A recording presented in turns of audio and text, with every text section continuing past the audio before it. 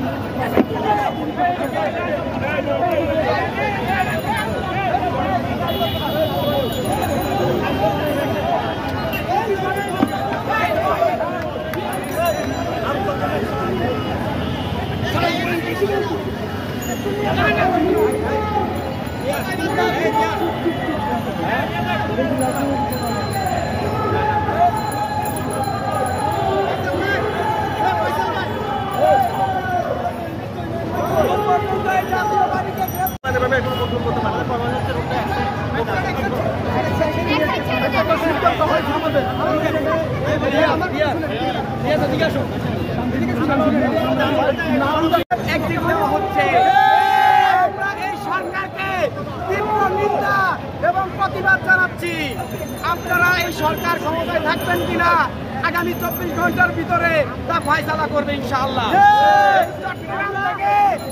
চট্টগ্রাম থেকে ফয়সালা হয়েছে স্বৈরাচারের, এবং এই চট্টগ্রাম থেকে ইউনূস সরকারের ফয়সালা হবে।